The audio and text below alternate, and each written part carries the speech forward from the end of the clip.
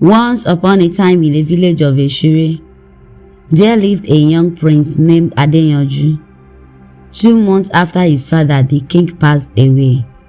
The kingmakers consulted the oracle, and Prince Adeyanju was chosen to be the next king.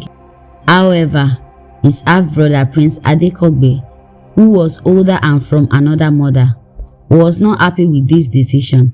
He gathered his friends and plotted to steal the ancient crown and forcefully take the throne.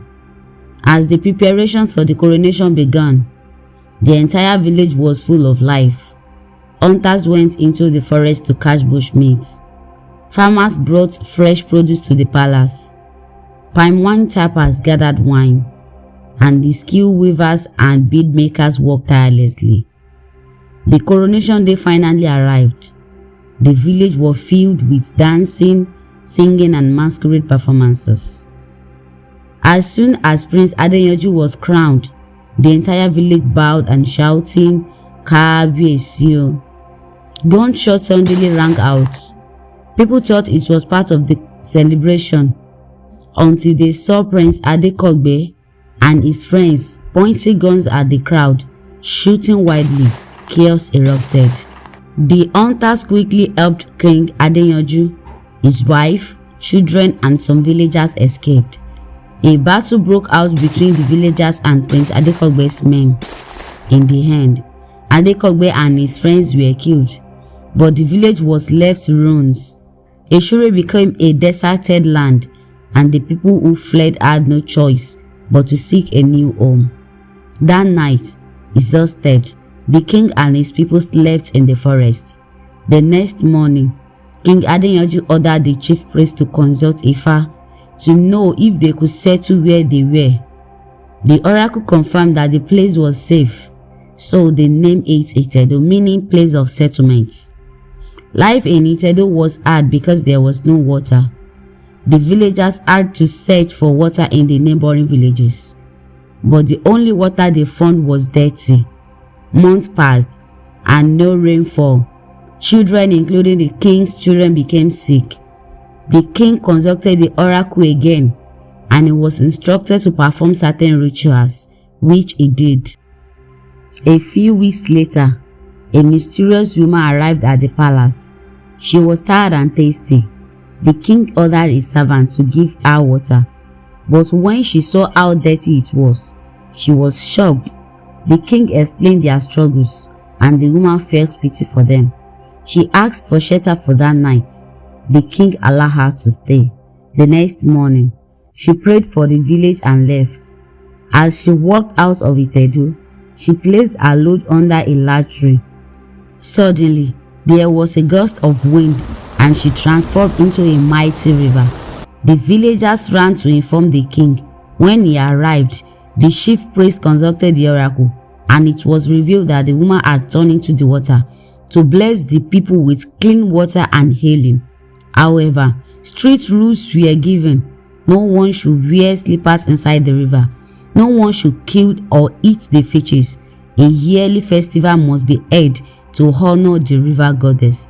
The king named the river Aba Iyemule, which was later shortened to Yemule. Years later in Lagos, an aged couple named Akin and Ibukun had been married for 20 years without a child. Ibukun had undergone surgery that removed her womb. One day, a customer told her about the mysterious Yemule River, saying that all who made requests at the river were granted their wishes. Though skeptical, Ibukun decided to visit the river. During the festival at Yemule, Ibukun prayed desperately, promising to return with the child if her wish was granted. She fetched and drank the water, then returned to Lagos with her husband. 2 months later, Ibukun fainted in her shop. She was taken to the hospital, where tests revealed she was pregnant. Her husband was in disbelief because she had no womb. Even the doctor and nurses were shocked. As Ibukun's pregnancies progressed, strange things happened. She would hear her unborn child singing and talking in her dreams. One day, after overworking herself, she dreamt of her unborn child who had long hair, warning her not to stretch herself. She woke up screaming. Her husband comforted her, thinking it was just a dream. One afternoon there was a robbery in the market. Everyone fled, but Ibukun fell asleep outside her shop. The robbers looted every store except hers, as if they couldn't see it. The next morning, when she heard about the robbery, she realized her unborn child had protected her. At 7 months pregnant, Ibukun had another dream. This time, her unborn child was crying, warning her that Akin should not go out the next day or he would have a terrible accident. Akin ignored the warning and left for an important meeting. Later that day, Ibukun dreamt again. Her child appeared, furious, saying she had saved Akin only because she loved her mother. Just then, a phone call woke Ibukun. It was a stranger informing her that Akin had been in an accident. She rushed to the hospital and found him injured but alive. He admitted he should have listened to her. When Ibukun went into labor, every rain and thunder struck, and day turned into night. The doctors and nurses were terrified as a fully grown baby with long hair was born. They ran from the room afraid.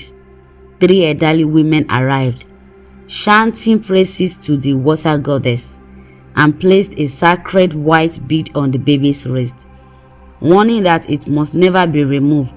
That night, Ibukun fled the hospital with her baby to avoid unwanted attention. Please like, subscribe, and don't forget to share.